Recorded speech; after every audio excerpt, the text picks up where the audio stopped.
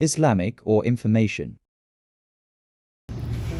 حضرت براء بن عازب رضی اللہ تعالیٰ عنہ کی حدیث، جس میں انہوں نے فرمایا کہ رسول اللہ صلی اللہ علیہ وسلم نے ہمیں 7 باتوں کا حکم دیا۔ ان میں سے پہلی چیز تو ہم پیچھے ذکر کر چکے ہیں، یہ مریض اور بیمار کی عیادت کے حوالے سے ہے۔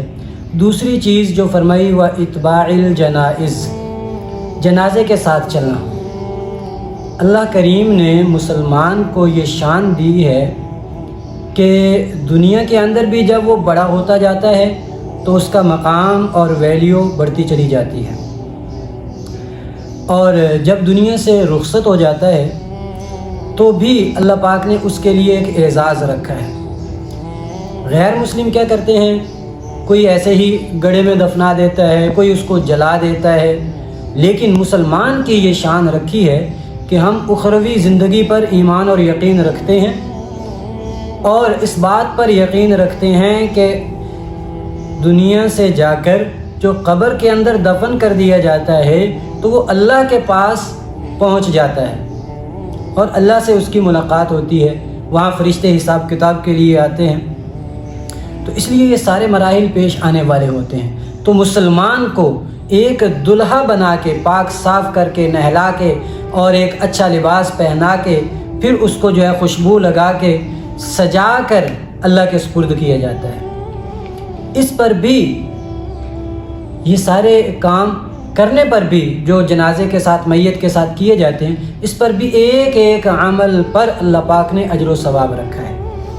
اب سب سے پہلے جب کوئی آدمی فوت ہو جاتا ہے تو اس کو غسل دیا جاتا ہے، کفن پہنایا جاتا ہے، اس پر بھی اللہ پاک نے اجر و ثواب رکھا ہے۔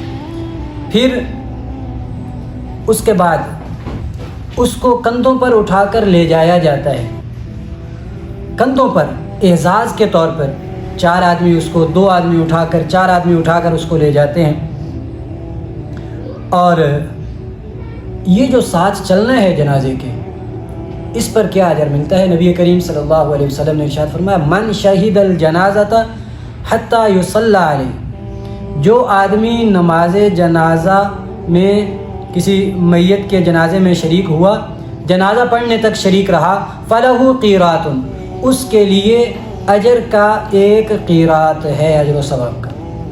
اور فرمایا کہ جو آدمی اس کے دفن تک شریک رہا، حتیٰ تدفن، کہ اس کو دفن کر دیا گیا، فلہ قیراتان، تو اس کے لیے 2 قیرات ہیں۔ ایک صحابی نے عرض کیا، یا رسول اللہ صلی اللہ علیہ وسلم مل قیراتان، یہ قیراتان کیا ہیں؟ تو فرمایا کہ الجبلین العظیمین، 2 بڑے پہاڑ، یعنی جنازہ پڑا تو ایک پہاڑ جتنا ثواب اس کو ملا، اور دفن میں بھی شریک ہو گیا تو اس کو 2 پہاڑوں جتنا، 2 بڑے پہاڑوں جتنا اس کو اجر و ثواب ملا۔ اب یہ تو ہے جنازہ پڑھنے اور دفن کرنے تک شرکت کا ثواب۔ اب جو آدمی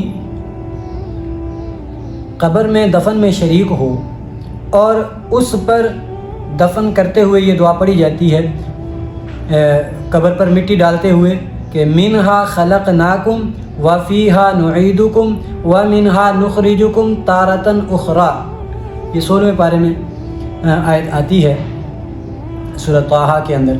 تو یہ آیت پڑھتے ہوئے 3 مٹی مٹھی قبر پر ڈال دے، 3 مٹی مٹھی قبر پر ڈال دے تو یہ بھی اس کے لیے اجر و ثواب بن جاتی ہے۔ ایک جگہ میں نے پڑھا کہ قیامت والے دن ایک آدمی کی میزان قائم ہوگی، اعمال تلیں گے، اس کی نیکیاں کم ہو جائیں گی اور گناہ زیادہ ہو جائیں گے، تو وہ پریشان ہو جائے گا۔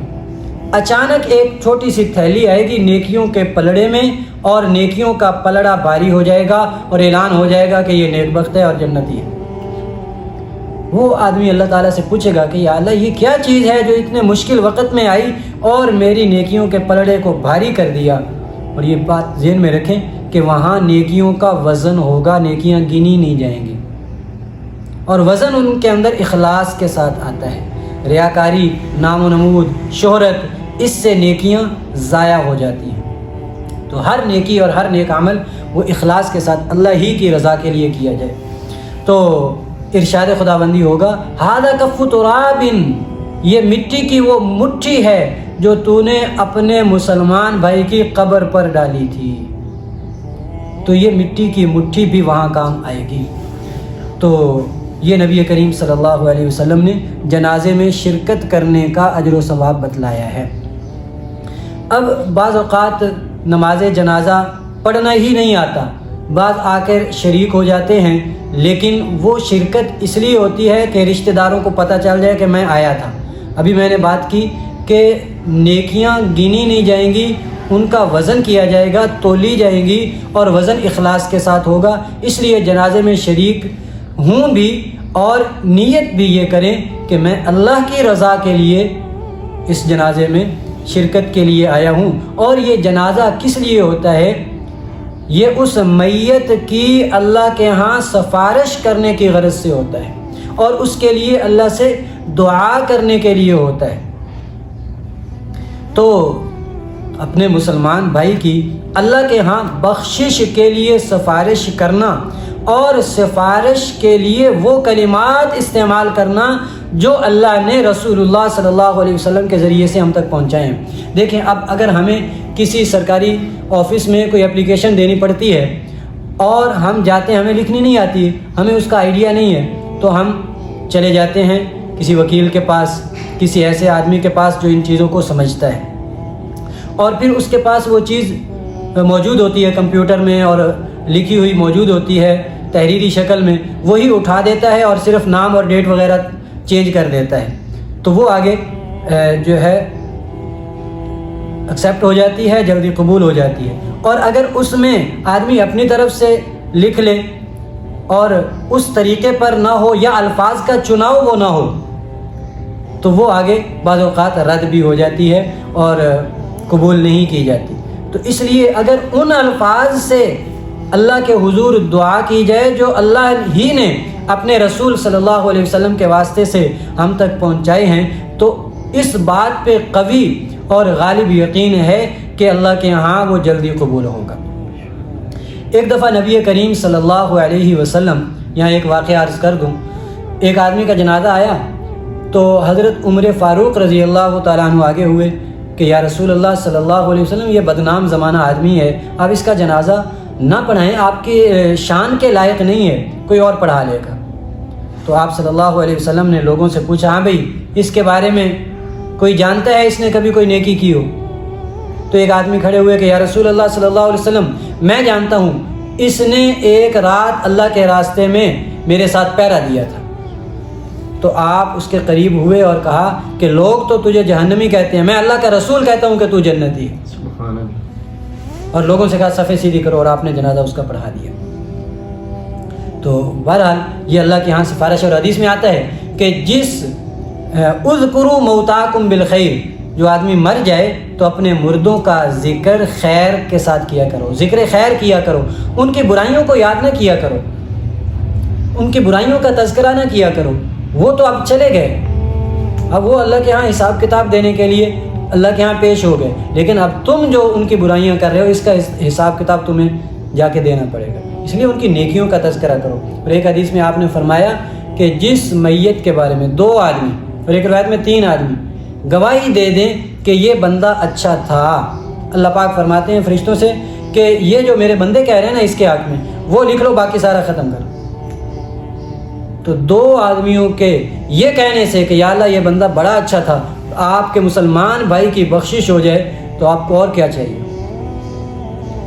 تو عرض کرنے کا مقصد یہ ہے کہ ہمیں وہ دعائیں یاد کر لینی چاہیے جو اپنے مسلمان بھائی کی میت کے لیے دعا کی جاتی ہے، جنازہ پڑھا جاتا ہے، جنازے میں جو دعائیں پڑھی جاتی ہیں ان کو یاد کر لینا چاہیے۔ ہم بہت اس میں جو ہے نا ہمارے لوگ سستی کرتے ہیں، غفلت کرتے ہیں اور یاد نہیں کرتے۔ بعض لوگ تو شرم کی وجہ سے کہ آپ بڑے ہو گئے ہیں، لوگ کیا کہیں گے، بھئی یہ شرم وہ ہے جو آپ کو جہنم کی طرف لے جائے گی، کہ آپ کوئی شرعی مسئلہ پوچھنے میں، آپ کوئی شرعی حکم معلوم کرنے میں شرم محسوس کر رہے ہیں۔ جیسے وہ ایک مشہور ہے، ایک آدمی آیا، امام صاحب نے کہا بھی اذان دے دو، اذان کا ٹائم ہو گیا، تو وہ کہنے لگا جی مجھے کچھ شرم آتی ہے، اذان ایک اتنا بڑا عمل ہے اور وہ کہہ رہا ہے کہ مجھے شرم آتی ہے. فرمایا اچھا بیٹھ جاؤ, کوئی بے شرم آتا ہے تو وہ اذان کہہ دے گا. تو یہ کتنی فکر مندی کی بات ہے کہ نیکی کرنے میں ہمیں شرم آتی ہے, اور گناہ کا کام ہو وہ سرعام اور اس پہ اترانا اور فخر کرنا یہ عام ہو چکا ہے. بہرحال اللہ پاک ہمیں سمجھ نصیب فرمائے اور سنت کی پیروی کی توفیق بھی نصیب فرمائے. Islamic or information.